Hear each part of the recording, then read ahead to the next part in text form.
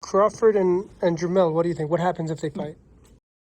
If I can't fight him, he ain't fighting Jamel. You call him how you want. I guarantee he's not gonna happen.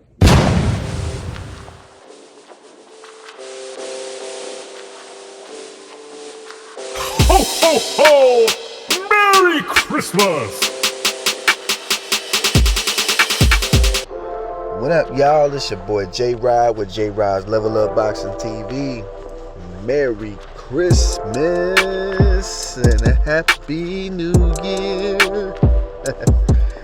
What's up, man? Yeah, man, I wanted to get into this little detail with Errol Spence, just everybody in general. Crawford, Keith Thurman, Stanionis, Ortiz, Jerome Bruce Ennis. Yeah, the pot is cooking up. Does everyone smell blood? Does the Stanionis, Ortiz, Jerome Boots Ennis smell blood? And the reason why I made that a headline is because all that stuff that was going down with Crawford and the negotiations with Heyman. I'm not even going to say Spence anymore because he wasn't there. But during all that, the fight didn't get made, right? Crawford went and knocked his guy off. Can't blame Crawford for taking who he took because he knocked off a ranked opponent. And it was somebody that was ranked in the WBO. And like I said, there was nothing wrong with that. They keep yelling, oh, he could have took Ortiz. Ortiz was his mandatory for how long now? What, 2-3 years or something like that? And he never did anything about his mandatory position. And Boots Ennis never petitioned, not one time for it. They say over there that they want Crawford too, but what I hear mostly is them gunning for Spence, trying to get that IBF spot, and he went and petitioned for it. So I mean, it's pretty much self-explanatory, and it's not to say that they ducking Crawford. I don't think I think Ortiz now. On the other hand, I have no idea. I don't think he's a ducker. But it is kind of odd that, he sat on that mandatory card for a hot minute. But I can assure you, I don't think Boots is ducking. I think they all are going for Spence. And, the main reason is, I believe that $8 million fight that Al Heyman was telling Bud, if that was true, I believe that Keith Thurman was the backup plan. And Spence is still hollering that he doesn't want Keith Thurman. And he's in that tough position because he didn't get Crawford. What's the whole reason? Like honestly, we're not there at the table, y'all. So, we're just speculating, but one can speculate. Why didn't he really get Crawford? I mean, that really should have been easy to make. You don't have to try to give this guy a shitty deal. You know what I'm saying? You told your fans that money wasn't going to be an issue, but yet it became an issue. So why didn't that fight get made? And here you got Spence, you got Keith Thurman, who's been training, and we've been watching these videos, my guy. Keith Thurman is in there training. He in there to go beat somebody up.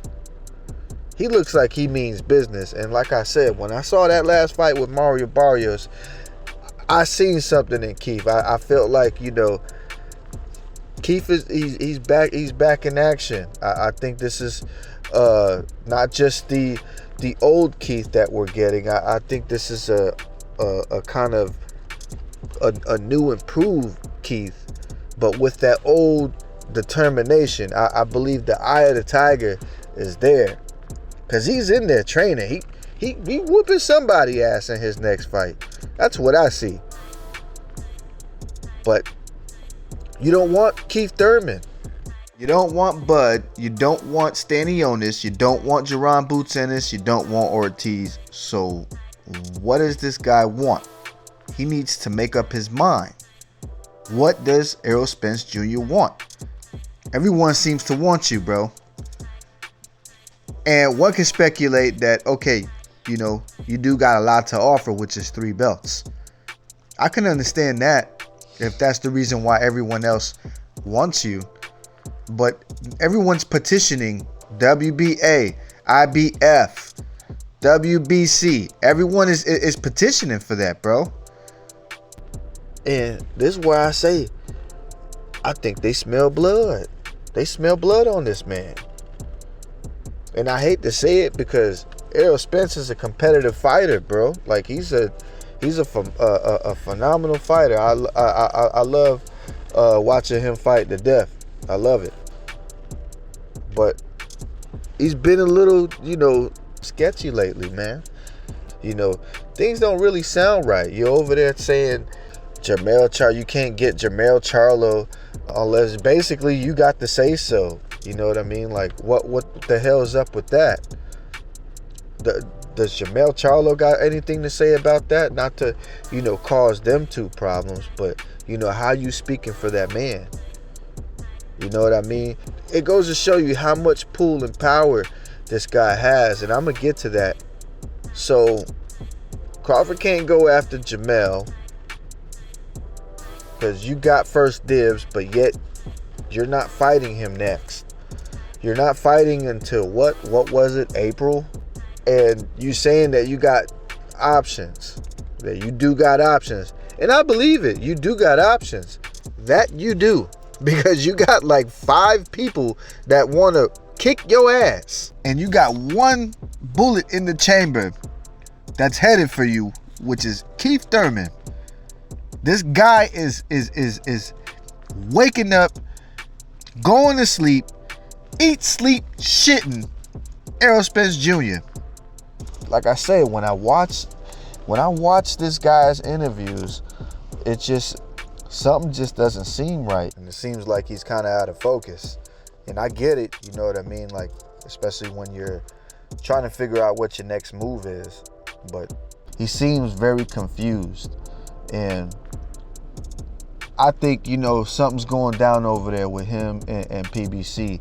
And, you know, I'm going to address this situation. Is Pandora's box opening up over there at PBC?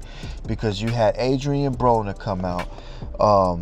You've had Gervonta Davis say something about his thing with Alurbe and Mayweather, who's technically, like, as per Mayweather's words, PBC.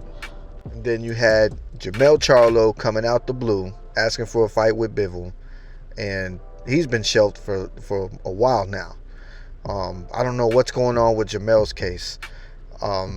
Back on Adrian Broner, though, you know, he spilled the beans a couple of times before, then got on a podcast with Sean Porter, and you hear Sean Porter, you know, nodding his head to what Adrian Broner said. And then there was a part in there where Sean Porter says that he know what he was talking about, you know, when it came to getting paid and not getting paid your money on time. So something's going on over there. And I don't want to say, you know, because I know I get carried away. Sometimes I say some things about PBC. You know, I think that, you know, PBC has done a lot of wrong shit, but I also feel like, you know, as far as, you know, for Errol Spence and his, you know, his position and his contract with Al Heyman, he gonna take care of him. That's his top priority, especially for the welterweight division. But it seemed like, you know, Al Heyman moving all these chess pieces on the board for Errol Spence. He's playing it from a position of power. That's why Spence has the luxury of getting all them big name fights. And now he got the big name fights. And guess what? Crawford was supposed to be the last piece to your puzzle, right? But you got 3 belts. And this is what happens. Remember when I told you that things was going to come back and bite you in the ass? This is what happens. Because you done used all your power. Let's be honest here, bro. Now Errol Spence got an injury. The accident might have affected him. Yada yada. He ain't fighting till April. But anyways, so you see what's going on here? They moved mountains for Errol Spence, and that's great. You know what I mean? If you got the luxury, that is awesome, dude. You know what I'm saying? But a couple of people got screwed along the way. But still, whatever. For you to have a promoter do that for you, that is awesome. I don't know if some of y'all other channels out there and are paying attention to social media, but I can see it between the fan channels and the actual fans on social media. They got some doubt. I can see it, and that's alright if you feel a little doubt. I understand you like him, bro. I like him too, but he is kind of looking a little sus right now, man. I think with the moves that you're making now, the way you talking in your interviews, I think these fighters smell blood. 100%. They smelling blood, bro. Blood is dripping all over you right now. Whatever you got going on over there, man, I hope the best for you. But what we need to stop doing is worried about what happened then. The ship sailed. The negotiations didn't get made. Terrence Crawford moved on, did his own thing. Enough of this crap about that now he's got to take an even lower split, yada, yada, yada. Enough of that crap. The important thing is what happens now. What happens next. Terrence Crawford is telling you to spin the block. We want to see you versus Terrence Bud Crawford. I don't mind Keith Thurman. That's a great fight too. But we want to see you versus Terrence Crawford. If you're going to fight Keith Thurman, then hurry up and get him out the way. But I got something to say before I go. I got something to say about Keith Thurman. Y'all better watch out for that boy. Because Keith Thurman, he in there training, and he look like he mean business. And I'm going to be real. Keith Thurman is still a talented fella. He's still a talented fella. He's very cunning and swift in that ring. And he does pack some power. And just throwing it out there, throwing out my fishing line. Like I've said before, I think if anyone can upset Errol Spence and Terrence Crawford, it would be Keith Thurman. I think he's a problem for both. So yeah, watch out for that guy. But Errol Spence Jr., these dudes are on your head, bro. They on your ass. They on your ass, man. And they on your side of the street. They on your side of the street, bro. But yeah, man, that's what I had to talk about today. Merry Christmas to y'all. Y'all let me know in the comments, man.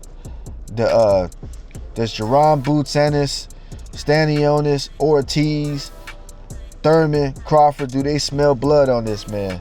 And is Pandora's box opening up over there at PBC? Y'all let me know. Like and subscribe. I'm out your ear. Peace.